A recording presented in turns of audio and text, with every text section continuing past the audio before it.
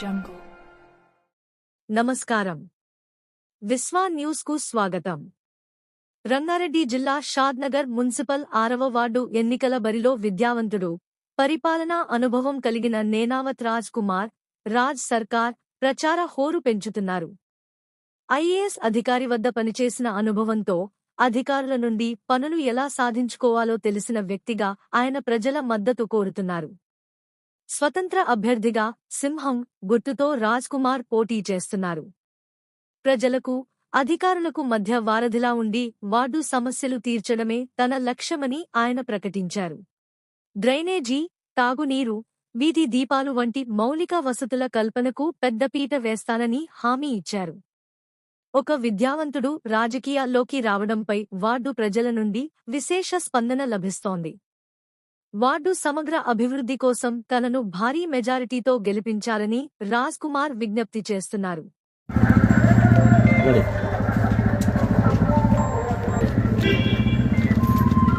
All India Forward Bloc party నుండి independent అభ్యర్థిగా బరిలో నిలుచుకున్నాను. 6వ వార్డులో ఎక్కడ చూసినా ప్రజలు బ్రహ్మరథం పడుతూ ఉన్నారు.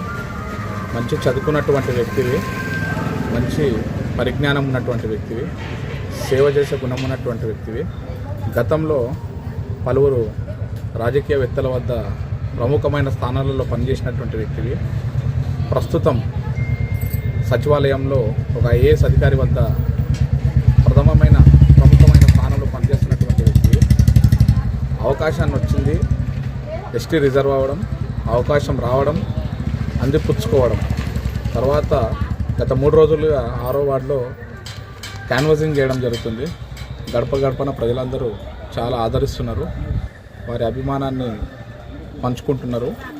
అలాగే నీలాంటి చదువుకున్నటువంటి వ్యక్తి సమాజానికి చాలా ఉపయోగకరమైన పనులు చేస్తాడని చెప్పి మీపై నమ్మకం ఉంచి ఖచ్చితంగా మాకున్నటువంటి ఓటు హక్కును వినియోగించుకొని మిమ్మల్ని అత్యధిక మెజారిటీతో గెలిపిస్తామని చెప్పేసి ఆశాభావాన్ని వ్యక్తం చేస్తున్నారు.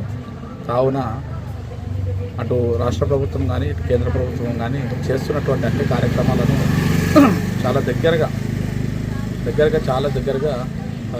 6వ వార్డు ప్రజలే కాకుండా రాష్ట్రంలో ఉన్నటువంటి ప్రజానికం అంతా దగ్గరగా చూస్తున్నది.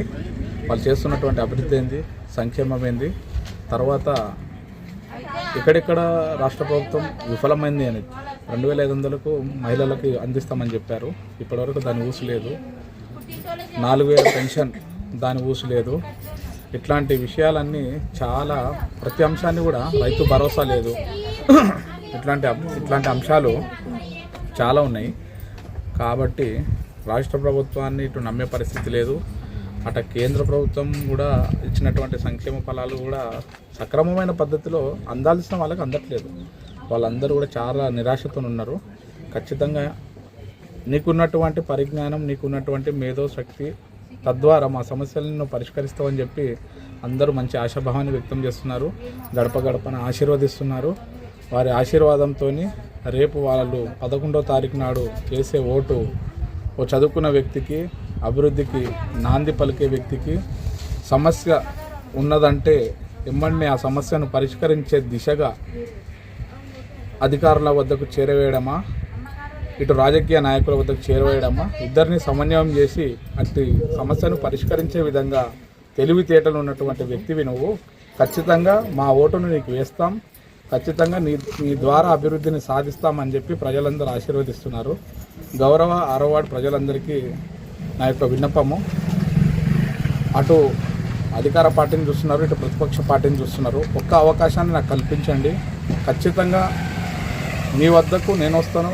మీకు అధికారులకు ఇద్దరిని సమన్వయం చేసేసి మీరు ఏదైతే సమస్యలను ఎదుర్కొంటున్నారో వాటిని మీరు నేరుగా అధికారుల వద్దకు వెళ్లకుండా అధికారులే మీ వద్దకు వచ్చి సమస్యను పరిష్కరించే విధంగా చేసే బాధ్యతను నేను తీసుకుంటాను. మీరు నాపై గౌరవం ఉంచి